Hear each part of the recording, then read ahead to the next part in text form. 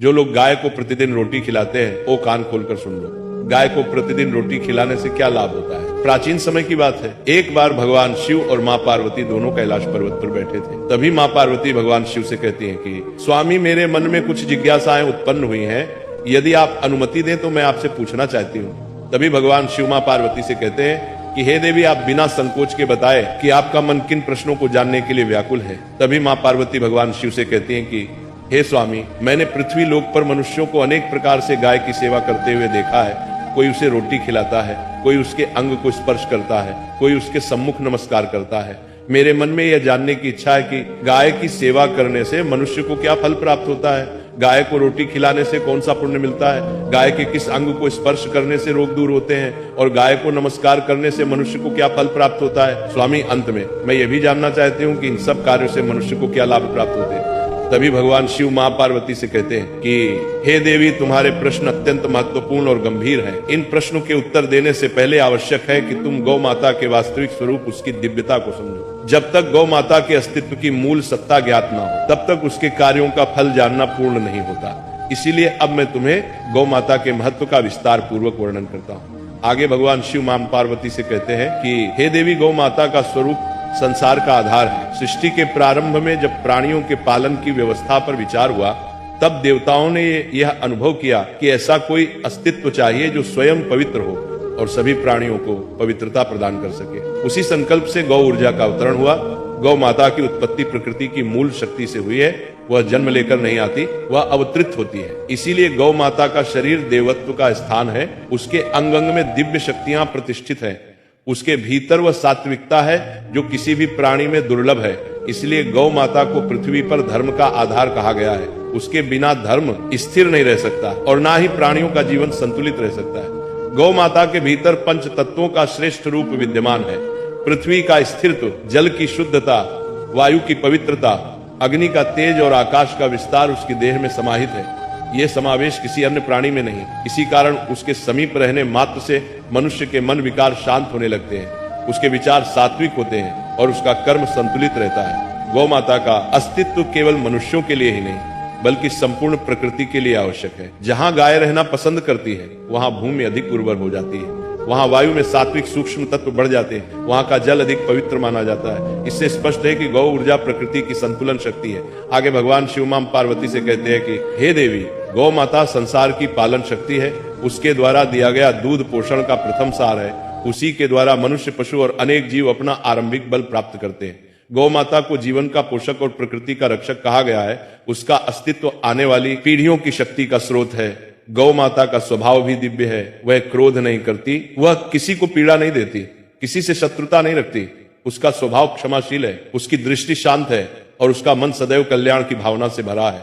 यही कारण है कि उसके आसपास रहने वाले प्राणी भी शांत, स्थिर और निरामय रहना प्रारंभ कर देते हैं। इसीलिए गौ माता को संसार में माता कहा गया है। और यह केवल भाव का नहीं, सत्य का शब्द है। वह प्राणियों को जन्म नहीं देती, परंतु उनके जीवन को धारण करती है। वह घरों को पोषण देती है, भूमि को शक्ति देती है और वातावरण को शांति देती है। यही कारण है कि सदियों से गौ माता का स्थान अपरिवर्तनीय रहा है। गौ माता के महत्व को जानने के बाद मां पार्वती भगवान शिव से आगे कहती है कि हे स्वामी, आपने अभी जो गौ माता की महिमा को जिस प्रकार विस्तार और गंभीरता से समझाया, उससे मेरा मन और भी जानने हेतु उत्सुक हो गया है। अतः स्वामी, अब आप मेरे प्रथम प्रश्न का उत्तर दीजिए कि गाय की सेवा करने से मनुष्य को क्या फल मिलता है। तभी भगवान शिव कहते हैं कि हे देवी, गाय की सेवा का फल इतना व्यापक और गहन है कि उसे शब्दों में बांधना कठिन है। गाय की सेवा केवल एक दान या एक करुणा का रूप नहीं, बल्कि मनुष्य की आत्मा को पवित्र करने वाली साधना है। जिस मनुष्य के हाथों से गाय की सेवा होती है, उसका जीवन धीरे धीरे शुद्ध होने लगता है। उसके कर्मों से उपजे दोष शांत होने लगते हैं। उसके पिछले जन्मों में संचित पापों की जड़ें कमजोर होने लगती हैं। यह सेवा मनुष्य की आत्मा को उस सत्य की ओर ले जाती है जहां से उसका सारा अज्ञान हटने लगता है। गाय की सेवा करने वाले मनुष्य को देवताओं की कृपा सहज रूप से प्राप्त होने लगती है। यही कारण है कि वेदों ने गाय को कर्मों का भोग मिटाने वाली कहा है। आगे भगवान शिव मां पार्वती से कहते हैं कि हे देवी, गाय की सेवा करने से मनुष्य के जीवन में 3 प्रमुख परिवर्तन आते हैं। पहला, उसके मन में दया बढ़ती है। दूसरा, उसके घर में दोष और दरिद्रता प्रवेश नहीं करती। और तीसरा उसके जीवन में सौभाग्य स्थायी हो जाता है। अतः हे देवी, गाय की सेवा का फल केवल एक लोक में नहीं अनेक लोकों तक साथ चलता है। अब मैं तुम्हें एक विस्तृत कथा सुनाता हूं जिससे तुम समझ सकोगे कि गाय की सेवा मनुष्य के जीवन की दिशा कैसे बदल देती है। भगवान शिव मां पार्वती को कथा सुनाना प्रारंभ करते हैं। हे देवी, बहुत समय पहले मधुर नामक राज्य में एक व्यक्ति रहता था। उसका नाम अर्जुन दास था। उसका जीवन प्रारंभ से ही संघर्षों से भरा था। वह कितनी भी मेहनत करता उसके हाथ में सफलता नहीं आती। उसका घर कर्ज में डूबा रहता, व्यापार करता तो घाटा, खेती करता तो सूखा, किसी का सहारा मांगता तो निराशा ही मिलती। धीरे धीरे वह जीवन से हारने लगा। एक दिन वह नगर से बाहर जा रहा था कि रास्ते में उसे एक घायल गाय दिखाई दी। उसकी पीठ पर घाव था और शरीर कमजोर होने लगा था। अर्जुन दास के पास धन नहीं था, परंतु उसके हृदय में दया थी। वो बोला, मेरे पास देने को कुछ नहीं, पर सेवा करने का भाव अवश्य है। वह समीप के कुएं से पानी लाया, घास इकट्ठी की और उसने गाय के घाव पर मिट्टी का लेप किया और उसके पास बैठा रहा। उसी समय उस घायल गौ माता ने मन ही मन उसे आशीर्वाद दिया और कहा कि तूने मेरे घावों को छुआ है, मैं तेरे जीवन के घाव भर दूंगी। अर्जुन दास को यह आशीर्वाद सुनाई नहीं दिया, परंतु उसके जीवन में परिवर्तन शुरू हो चुका था। अगले दिन उसी स्थान पर एक वृद्ध ब्राह्मण आया और बोला, गौ सेवा करने वाले को मैं एक मंत्र देता हूं, यह मंत्र तुझे कष्टों से मुक्त करेगा। उसने अर्जुन दास को गौ सेवा मंत्र दिया और कहा कि वह प्रतिदिन गायों की सेवा करें। अर्जुन दास ने इसे जीवन का धर्म बना लिया। वह प्रतिदिन घास काटता, गायों को खिलाता, उन्हें स्नान कराता और प्रेम से उनका स्पर्श करता। कुछ ही महीनों में उसका जीवन बदलने लगा, फसल भरपूर होने लगी, व्यापार में लाभ हुआ, कर्ज उतर गया, लोग उसे सम्मान देने लगे। आगे भगवान शिव मां पार्वती से कहते हैं कि हे देवी, ये परिवर्तन अचानक नहीं आया था, ये गाय की सेवा से उत्पन्न पुण्य का फल था। उसके बाद अर्जुन दास ने अपना जीवन गौ सेवा में लगा दिया। वह दिन भर का कुछ भाग गायों के लिए रखता, उन्हें चारा देता, उनका रक्षण करता। अंत में जब वृद्ध होकर मृत्यु के समीप पहुंचा तब उसे दिव्य दृश्य दिखाई दिया। गाय के रूप में खड़ी एक तेजस्वी शक्ति ने कहा कि तेरी सेवा का फल यह है कि मृत्यु के बाद तुझे वह लोक मिलेगा जहां दुख का अस्तित्व नहीं। और इसके बाद अर्जुन दास की आत्मा उसी दिव्य लोक में चली गई जहां पुण्य आत्माएं निवास करती हैं। आगे भगवान शिव मां पार्वती से कहते हैं कि हे देवी, ये कथा बताती है कि गाय की सेवा मनुष्य के जीवन और जीवन के बाद का भविष्य दोनों बदल सकती है। जिस मनुष्य के हाथों से गौ सेवा होती है उसके जीवन में ऐसे चमत्कार होते हैं जो केवल भाग्य नहीं बल्कि उसके पुण्य का परिणाम होते हैं। आगे मां पार्वती भगवान शिव से कहती हैं कि हे स्वामी, आपने पहले प्रश्न का उत्तर और उससे जुड़ी कथा अत्यंत विस्तार और गंभीरता से कही। अब आप मेरे दूसरे प्रश्न का उत्तर दीजिए कि गाय को रोटी खिलाने से मनुष्य को क्या फल प्राप्त होता है। तभी भगवान शिव मां गौरा से कहते हैं कि हे देवी, गाय को रोटी खिलाना केवल भोजन दान नहीं बल्कि यह मनुष्य के भाग्य, मानसिक शांति और गृहस्थ जीवन की स्थिरता को मजबूत करने वाला कर्म है। जब मनुष्य गाय को रोटी खिलाता है तो वह अपने हाथों से अन्न को पवित्रता का स्पर्श देता है। गाय रोटी को ग्रहण करके उसे पुण्य में परिवर्तित कर देती है। ये पुण्य मनुष्य की रक्षा करता है, उसके घर में अन्न की कभी कमी नहीं होने देता और उसके परिवार के जीवन में सुख का संचार करता है। गाय को रोटी देने से मनुष्य को 3 विशेष फल प्राप्त होते हैं। पहला, उसके कर्मों की बाधाएं टूटती हैं। दूसरा, उसके घर में अन्न और लक्ष्मी का स्थायी वास होता है। तीसरा, उसके जीवन से अकाल अभाव और भूख का भय समाप्त होता है। आगे भगवान शिव मां पार्वती से कहते हैं कि हे देवी, अब मैं तुम्हें एक ऐसी विस्तृत कथा सुनाता हूं जो ये समझाती है कि गाय को रोटी खिलाना मनुष्य के भाग्य को किस प्रकार परिवर्तित कर देता है। सूर्यवंशी काल में मित्रसेन नाम का एक व्यक्ति रहता था। उसका जीवन अभावों से भरा हुआ था। उसके घर में अन्न की कमी थी, परिवार अक्सर भूखा सो जाता और उसकी आजीविका कभी स्थिर नहीं रहती। एक दिन मार्ग पर चलते हुए उसने देखा कि गाय दुबली, कमजोर और भूखी खड़ी है। किसी ने उसे ठीक से चारा नहीं दिया था। मित्रसेन के पास भी पूरा भोजन नहीं था। उसके पास केवल 2 रोटियां थीं, जिनमें से एक उसके अपने लिए थी और दूसरी अपनी पत्नी व पुत्र के लिए। परंतु हे देवी, दया जब हृदय में होती है तो परिस्थितियां छोटी पड़ जाती है। उसने सोचा मेरे पास कम है, पर गाय के पास तो कुछ भी नहीं। उसने अपनी दोनों रोटियां गाय के आगे रख दी। गाय ने प्रेम से दोनों रोटियां खा ली और उसे गहरी दृष्टि से देखा और उसी क्षण गाय उसके चारों ओर घूमी।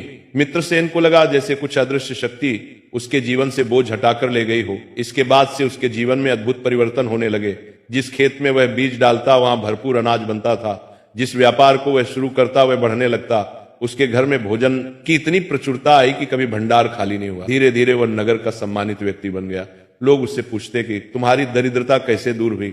मित्रसेन मुस्कुराकर कहता कि जिस दिन मैंने भूखी गाय के मुख में रोटी डाली उसी दिन मेरे भाग्य में नए बीज पड़े थे।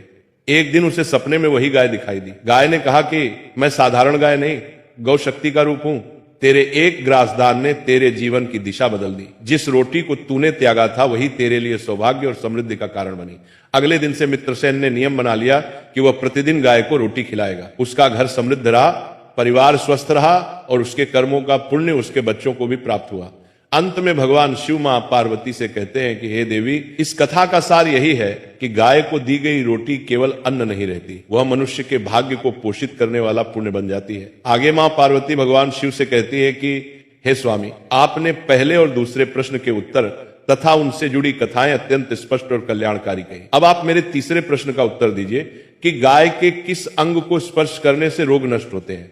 तभी भगवान शिव कहते हैं कि हे देवी, गाय का प्रत्येक अंग दिव्यता से परिपूर्ण है, परंतु रोगों को शांत करने की विशेष शक्ति उसकी पीठ में स्थित है। मनुष्य जब गाय की पीठ को स्पर्श करता है तब वह केवल एक जीव को नहीं छूता, बल्कि वह उस दिव्य ऊर्जा तत्व को छूता है जो रोगों को नष्ट करने की क्षमता रखता है। गाय की पीठ पर ब्रह्म तेज का प्रवाह होता है। यही तेज मनुष्य के भीतर के विकारों और रोगों को शांत करता है। गाय की पीठ पर हाथ फेरने से शरीर की रोग प्रतिरोधक शक्ति जागृत होती है, मन की अस्थिरता शांत होती है। कई रोग जो मन के कारण उत्पन्न होते हैं वे स्वतः समाप्त हो जाते हैं। गाय की पीठ मानव शरीर में प्रवाहित प्राण शक्ति को संतुलित करती है। आगे भगवान शिव मां गौरा को इसी प्रश्न से जुड़ी कथा सुनाते हैं और कहते हैं कि हे देवी, प्राचीन काल में धर्मवीर नाम का एक अत्यंत बुद्धिमान परंतु रोगों से पीड़ित व्यक्ति था। वह जन्म से ही शरीर में दुर्बल था। चिकित्सा करवाता, तीर्थ करता, तप करता, परंतु उसका शरीर स्वस्थ नहीं होता। उसके माता पिता भी अत्यंत चिंतित रहते थे। समय बीतता गया, रोग बढ़ते रहे। एक दिन नगर में एक वृद्ध साधु आया। लोग कहते थे कि वह साधु बहुत जानकार है और उसके शब्द व्यर्थ नहीं जाते। तभी धर्मवीर भी उसके पास पहुंचा। साधु ने कहा, तेरे रोगों का उपचार औषधियों में नहीं, तुझे रोज कुछ समय गाय की पीठ का स्पर्श करना होगा। धर्मवीर ने आश्चर्य से पूछा, क्या केवल स्पर्श से रोग दूर होते हैं? वृद्ध साधु बोला, गाय की पीठ में देवत्व है। जब तू उसके तेज को ग्रहण करेगा तो तेरे विकार जड़ से समाप्त हो जाएंगे। धर्मवीर ने साधु के वचन स्वीकार कर लिए। अगले ही दिन से वह गांव की गौशाला में जाने लगा। वह गायों की सेवा करता, उनकी पीठ पर हाथ फेरता और कुछ देर उनके पास बैठता। कुछ ही दिनों में उसके भीतर बड़ा परिवर्तन होने लगा। पहले उसका मन शांत हुआ, फिर उसे नींद आने लगी, फिर उसका भोजन पचने लगा। धीरे धीरे उसके शरीर से दुर्बलता दूर होने लगी। 3 महीने बाद लोग आश्चर्य में पड़ गए। जो युवक वर्षों से रोगों से पीड़ित था वह अब स्वस्थ, प्रसन्न और बलवान हो गया था। धर्मवीर स्वयं कहने लगा, मेरी शक्ति का स्रोत कोई औषधि नहीं बल्कि गाय की पीठ का दिव्य स्पर्श है। यह परिवर्तन केवल है